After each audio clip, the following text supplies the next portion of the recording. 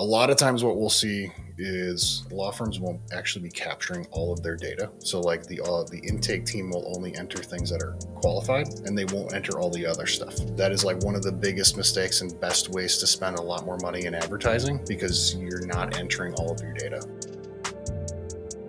My name is Tyler Dolph, and I am your host. I am also the CEO of our full-service digital marketing agency focused on helping exclusively family law firms thrive online, called Rocket Clicks. And today we have the co-founder of our law firm called Sterling Lawyers, which is a 30-attorney family law firm here in Wisconsin. Tony is also the president of the agency and helps run this business day to day. And then we have James Patterson. James is the revenue operations director and the paid media expert on all of our law firm clients here at Rocket Clicks. He is going to break down the importance of gathering, tracking, and optimizing data as it relates to your paid media spend. This is a can't miss episode. If you are not leveraging a CRM or understand where every lead in your funnel is going and how you're tracking it, make sure to stay tuned. Gentlemen, we're going to talk about a very important subject today, something that we talk about all the time at the agency, which is tracking success in your marketing. We have lots of clients who come to us and we ask the question, how are you tracking leads? Do you have a CRM? What happens when someone engages with your brand? And sometimes they're very buttoned up, and other times, they say, well, I got this, napkin that I write the calls on. And um, so it's a wide variety of how law firms track their leads. We obviously have a strong opinion on how they should track their leads. So, James, why don't you get us started with kind of the first thing a law firm should do when thinking about what do I do with this data? How do I track this data?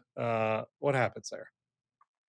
Yeah, so I would say the biggest thing in terms of how we can better track performance in paid media is to create an integration between your CRM and those ad platforms.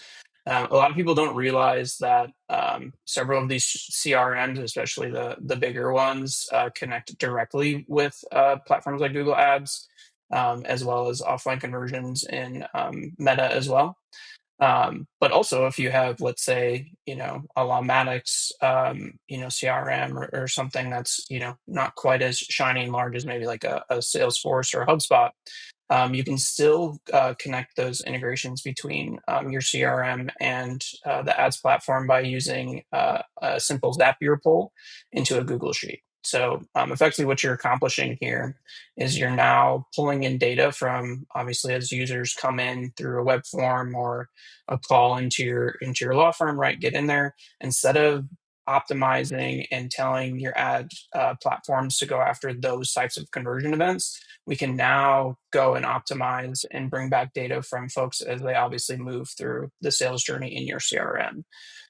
So obviously with family law firms, that cycle can be fairly long at times. So certainly having these types of integrations can be really powerful to make sure Google Ads is going after the right type of customers. The accounts that we like to set up with our clients is to make sure we have these integrations. Ones that already have these are often already really performing really great, even if there's some things messed up with structure and things like that we've talked in some of our previous roadmap meetings here. Um, and the reason for that is by pulling in that data into the platform, effectively, Google's AI and machine learning is able to really truly understand what's the best type of customer and lead that you're trying to drive and go after folks that look more like that, less like the guys that call in and want a totally different service that you don't even offer. 100%. So, Tony, I know you set up our own CRM for Sterling Lawyers way back in the day, and we've seen that evolve over a long period of time. Talk to us about the evolution of the data that you were getting kind of in the early days, and why you made some of the pivots you did to get to the point where we have this really functional waterfall of data like we have today. I mean, our original source of truth while we were building our Salesforce instance was a Google Sheet. Like that's kind of where we started. It's where a lot of people start. Coming from a call center background where we had 250 call center agents. In the last business I was in, I kind of understood a little more about how to structure the Google Sheet probably than most of our clients do or most of our listeners do. But it's a super powerful tool that once you kind of evolve from tracking what in a Google Sheet is essentially unstructured data because you can put anything you want in any cell, which can be very hard from a reporting perspective. That's one of the most difficult parts because if you want to put a pivot table together, or you want to create graphs or whatever for any of your potential business activities, you know, if one column is like source and you put paid media and paid and PPC and then PPC all lowercase, all of those are different elements and like they're not the same thing. So now I can't really do good reporting. So like one of the biggest benefits of the CRM is like implementing structured data, implementing good reporting so you can actually see what's working. And as you gain more data, essentially what you're doing, our position from an advertising perspective is what we're doing in advertising is actually two things. One, we're creating brand impressions for you, and two, we're actually buying data. We are purchasing data and then optimizing it. So like the way we think about marketing is purchase, analyze, optimize, and then purchase some more, analyze more, optimize. And like, you're just going to keep doing that cycle over and over and over again. And you're essentially buying information and you're going to make your hypotheses tighter and tighter and tighter and tighter until you have basically stasis and there's not a lot of improvement that you can make. And you're going to go to the next channel and you're going to do the same thing again. So, structuring your data right, getting the right events tracked, and getting those things implemented give you a massive advantage. So James was mentioning the machine learning. So if you think about your business waterfall as a law firm, like at Sterling currently, every day we get about 100 leads come in. 23 or so of those get scheduled for a consultation. And of those consultations, we get about 18 quotes that we get to deliver to clients. There's a big difference between those 18 that get quotes and the 82 that do not get quotes. And when you're sending calls and web leads back as your conversion tracking methodology, you're optimizing for all 100, which include those 82 that didn't get a quote versus just the 18 that did. And you're going to have a much better return on ad spend. You're going to have a much better efficiency in your paid metrics. You're going to be able to be in more platforms because you're not going to be wasting as much ad dollars. So there's a lot of advantages to doing this well and doing it right, like investing in the system, because once you invest in it, it just will essentially become a money printing machine for you that you can just continue to activate over and over and over again. So I want to stay on this subject for a minute because I think it's so important, and we've seen so many stories that just add value to this. And it is, if you're listening to this for the first time and you're not tracking your data to the level that Tony was just talking about, what we're talking about is just gathering information about how people find your law firm, whether that's through a paid channel like Google Ads, or whether it's through Google Maps or hearsay or a billboard or whatever. Our point is that you need to be tracking these things independently. And you can't just rely on asking your customers how they found you. We hear this all the time. And I'm here to tell you that just asking them is the wrong way to track your data. James, can you expand on that subject a little bit more to help law firm owners understand the value of real concrete data? Yeah, absolutely. So without having the correct infrastructure in your forms as well as in your call tracking platforms to pull that source medium and GCLID, which is your Google Click ID from paid traffic, these types of data points into your client records when they come in as new leads, you get all kinds of issues, right? You don't know what's actually working. We talked a lot about the waterfall already on this revenue roadmap, and without those proper events being captured on the client record, if there are major fluctuations in your waterfall suggesting there's a channel or an issue, right, that's going on that's really causing performance decline for your business, without those events being captured, we're unable to really diagnose as effectively, right? Because everything's being in there kind of at a high level, at a blanket level. We can't really dive into the level that we want to. In addition to that is obviously then when we're talking about connecting platforms like this, right? Like actually being able to say, hey, Google, I want you to take credit for this lead we drove so that we can go after, folks that are of higher value to us that actually turn into funded clients.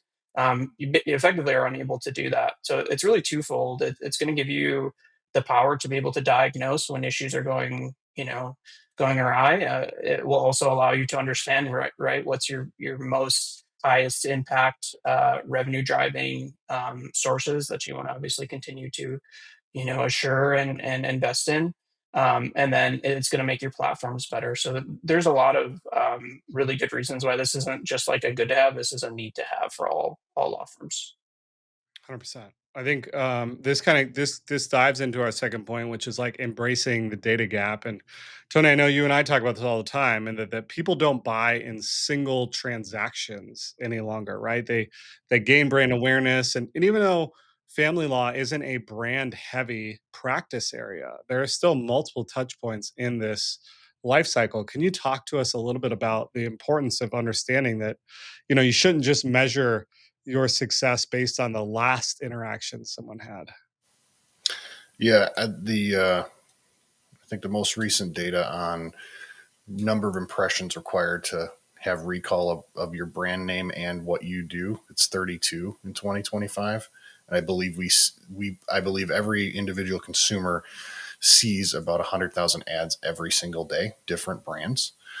So the likelihood that you're going to get a one click, one call, and now I'm going to convert into a funded agreement. That's not real. That's not how it works. That's not how people buy.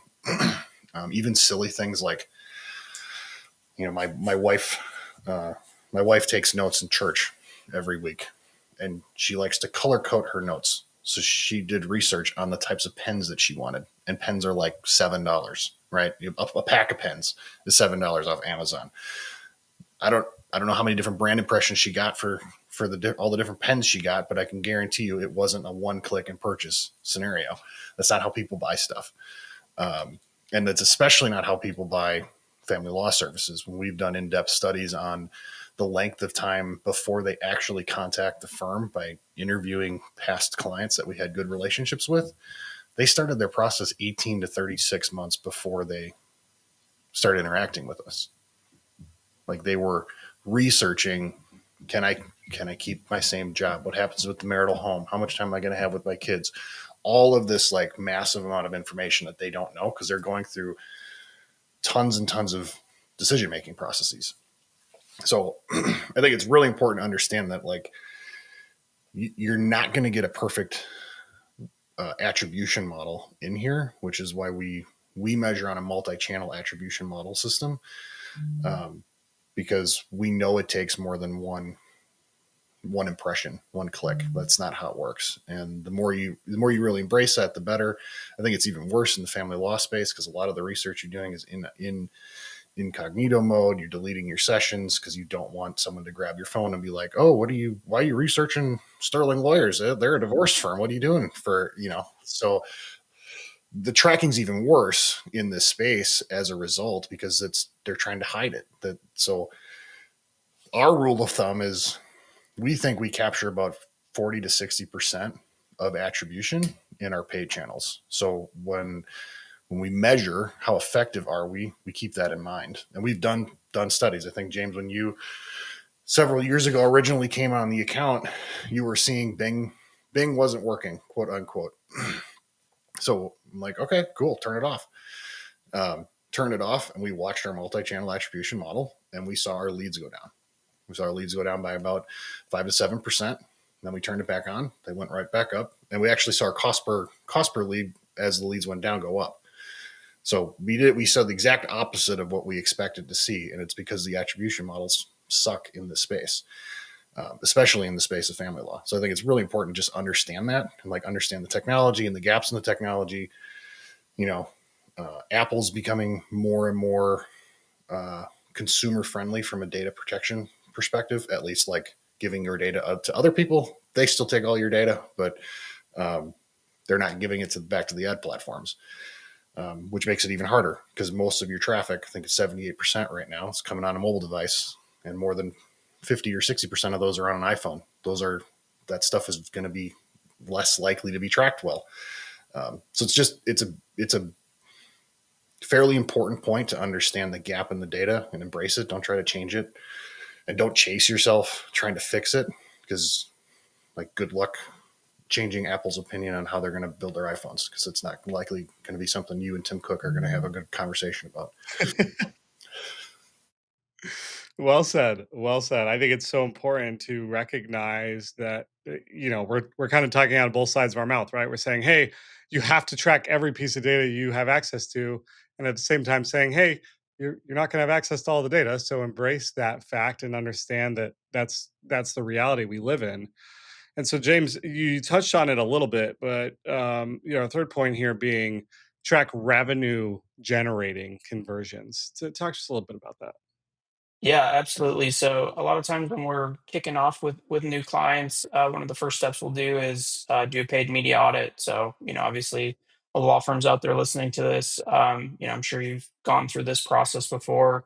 What we look at is one of the most important things to ensure is in a good spot, even before we start building, is that they're optimizing for the right conversion actions.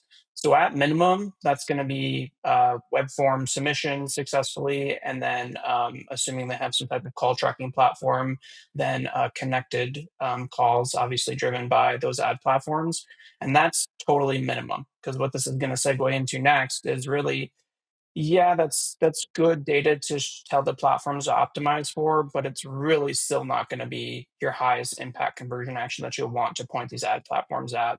Yeah, So the way that we like to that's your hundred lead to 18 quote. right. It's great that you know where the hundred leads are coming from, but like there's a lot of junk in there. So just tying it back. Yeah. Yeah, absolutely. And so one of the things that we always like to do when we kick off with clients here is understand the different stages within their CRM or however they're tracking their customers that are obviously working with them. And what we'll do is create specific conversion actions based off of different stages in there. So that can be obviously the final stage, which is they sign their retainer, they're an active client, right? They paid up, or somewhere in the middle. So I think Tony, you had said at one point, what we did with Sterling is we you're going to always want some quantity of this, right, to be able to give a reliable and consistent feedback to the ad platforms. So we like to find a stage within the CRM in which folks are going to get to at a pretty consistent, frequent basis that we can pull back to the platform. So what we use for Sterling is quote pending. So the user's actually gone from lead to opportunity, met with the attorney, and actually received a quote. So we know based off our waterfall that there's a high percent of folks that get a quote that end up becoming funded agreements. So we know it's going to be a really high quality conversion action to optimize around, and that's completely improved that account over the course of time there as we've started to optimize for that. And what's really powerful there is like obviously by knowing how many quotes we need to give out to our customers to get a funded agreement, we can then go assign value back to that. So we can actually be going after revenue driving type conversion actions like that based off of your CRM data. Yeah, and what you're really trying to do in that is like figure out, you want to go as far down the funnel as you possibly can and get statistically relevant data. So it's like a balance there. So I think it's a 30-day period. I think at a minimum, we would be looking for 30 to 50 actions that would go back. Anything less than that, you got a pretty weak sample size. So then you'd want to go up to the next level of the funnel. So the further down you can go, the better, but it's going to be contingent on how much data do you have. And that's why like I said before, marketing is purchasing data, analyzing it and optimizing, and then doing it again. So you're constantly just retesting your hypotheses. And the more you do that and the more you can push things down, the more return on spend you're going to get and the better your profitability is going to be. Yeah, well said. And so I think it's important to recognize that not all parts of the funnel you're talking about are created equal, right? So how do you go about the process of assigning value to those different interactions that happen? Since we know, people don't buy in a single interaction. So okay, I don't want to over optimize for just lead forms because I know that people actually find our website and do research on the front end. So how do I build that process? Yeah, so the way that we've done it with clients is by building that waterfall, like we've been talking about a lot on this, by understanding what's your average matter value, right, of folks that end up actually working with you. We can then reverse engineer how many leads we need, both from combination of web form and calls to then becoming marketing qualified leads to opportunities to actually working with an attorney to then producing that quote, like I talked about previously, to then ultimately getting assigned retainer. So by kind of reverse engineering what our average value is for a signed client hiring us, we're able to then assign value back, right? So if it's, let's say our average order value is 10,000 for a divorce case. If we need to give out two quotes, we know quotes are worth about 5,000, right? So you can do this all the way back with how many leads it takes to come down. So as we're looking at the right stages to optimize for, we can give that value back to Google or other ad platforms to really give it a target in terms of what we're trying to get back out of our ad spend with a return on ad spend goal there. Hey, family law firm leaders, my partner Tony Carls just released his book where he lays bare our precise blueprint for growing sterling lawyers from 0 to 17 million. This is the blueprint that we still use daily, and Tony explains it in very simple terms. The truth is, this is not simple to do. Success requires and demands hard work, but if you have the patience and the work ethic to do it, your family law firm will succeed. As it relates to a return on ad spend, because I think we talk to our clients about this all the time, and I'm sure this is going to come up. What should attorneys expect? Like, if I'm spending $100 online, how much should I get back, and what does that look like? Yeah, so obviously understanding, right, like every law firm is going to be a little bit different on what their actual case value is, right? So a law firm that's really going after the most premier, complex, high net worth type divorce, right, are going to have a little bit of more wiggle room in terms of, what they're willing to spend up front to get those leads. Generally speaking, we want to get at minimum 400 return on everything that we're doing in these platforms, knowing that there is data discrepancy between what we're driving and what obviously the law firm is going to be getting back. We want to adjust those goals to often be on the more conservative end. That way we can kind of offset the fact that not all of this is going to be perfect one to one. And then from there, it's really just doing some optimizations to see where you can push and pull, right? So obviously the more stringent your target's going to be, then the less likely Google's going to spend, the same number of dollars to bid up and get your ads shown at a higher rate. The more you loosen that, right, the more opportunity you'll get to potentially outbid some of your competitors. So that's where really the fun part comes with obviously understanding of the law firms, goals in terms of what they're trying to get out of their platforms, what's their average order value and stuff like that for a signed retainer. And then kind of, again, reverse engineering back into that to making sure we're doing everything on the platform side to set a good target there. Yeah, I think an important reminder there is that everything we're talking about is an investment in growth, right? If you're leveraging paid ads to try and save your firm or create a life raft to get you through a bad month, like this, everything we're saying is not accurate. The revenue goals and the return on ad spend goals we're talking about assumes that there is a desire to grow your firm and reinvest into your firm so that it can continue to grow in the future.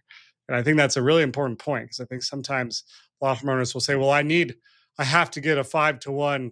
You know, for every dollar I spend, I got to get $5 back." And it's important to ask the why.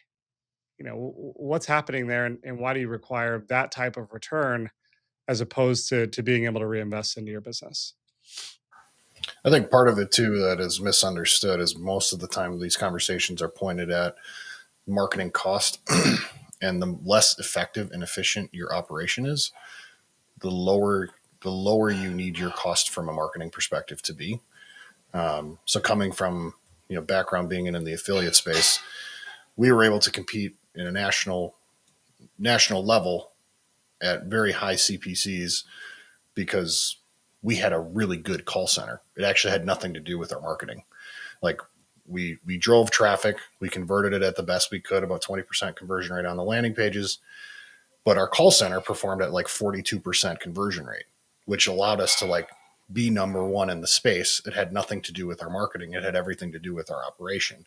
And when our operation started performing worse, we had to scale back our marketing because the cost per lead wasn't appropriate for the return on ad spend that was required.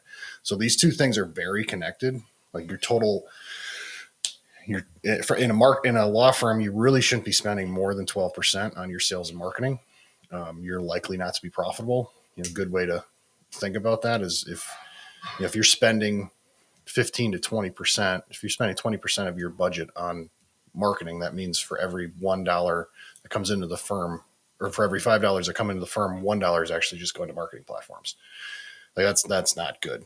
So it's not what you want. And you still haven't paid your intake team. You still haven't done a lot of things. You've just paid your ad platforms. So you're going to want to see a higher return on ad spend, but part of the levering point is not just in platform conversions, on website conversion, but also like how are you actually converting in the funnel? So like how effectively are you answering the phones? How effectively are you following up with your web leads? How good are the people that are doing that job, scheduling them into consultations? So, and then how well are your attorneys monetizing those appointments, or are you kind of moving everything around and changing the schedule, and you get a lot of no-shows and a lot of cancellations, and you're going to see you need your marketing costs to come down pretty significantly because your operation's ineffective. Yes, it's very, very intricate. And I think just to add some more complexity to this mix, we do need to talk about phone calls, right? Sometimes attorneys will say, well, they called me, so I'm going to count it as a phone call. Well, in reality, maybe they saw an ad or saw a billboard and got your phone number from that. And so how do we treat phone calls, James? What do we do with those?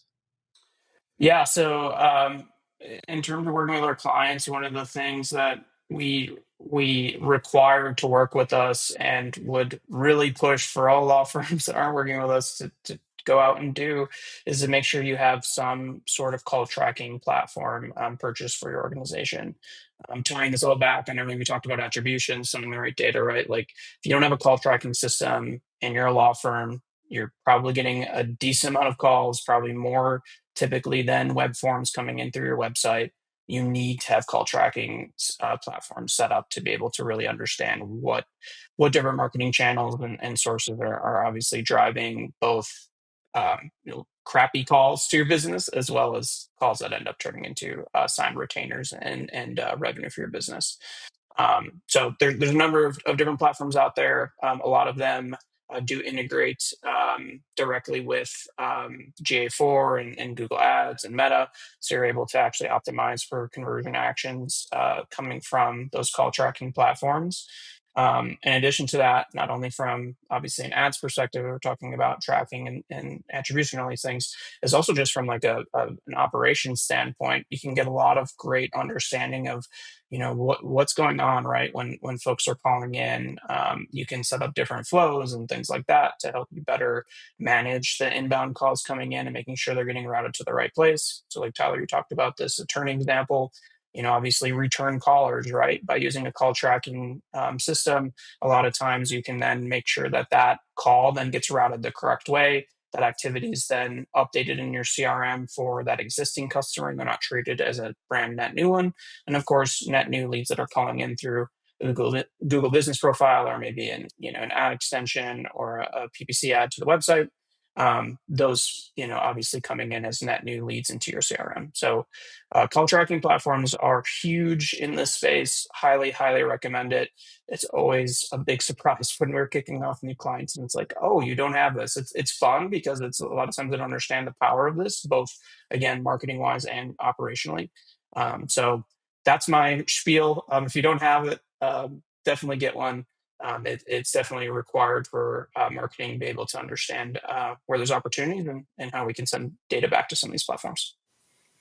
One other, just to put a exclamation point on something James just said there. So a lot of times what we'll see is law firms won't actually be capturing all of their data. So like the intake team will only enter things that are qualified, and they won't enter all the other stuff.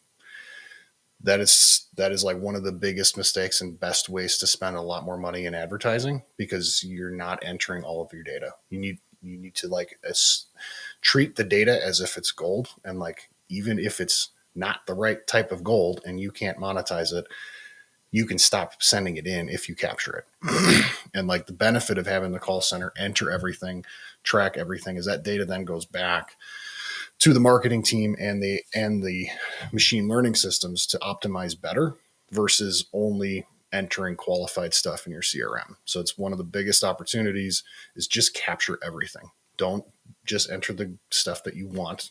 Like literally capture everything. If you're doing family law and a criminal defense lead comes in, you don't do criminal defense, enter the criminal defense lead. And we're going to get the tracking information off of it and see where it came from. Then we're going to try to minimize that exposure on those channels. So it's James, I think you mentioned that. It's a really important point. Capture all of the data. Like you're already purchasing it, leverage it. 100%. Guys, really appreciate the time. Love the conversation. If you're listening to this and you're confused, we have a lot of different episodes diving even deeper into the weeds as it relates to everything law firm growth is related to. But at the end of the day, this is all about just tracking your data. You can make it really easy and really simple to start with, and you can always get more complex. So if you found this episode valuable, you will love our next episode as we dive into keyword categories in Google Search Console. We'll show you how to unlock new opportunities by understanding how people actually search for family law services. Click here to go to the next episode.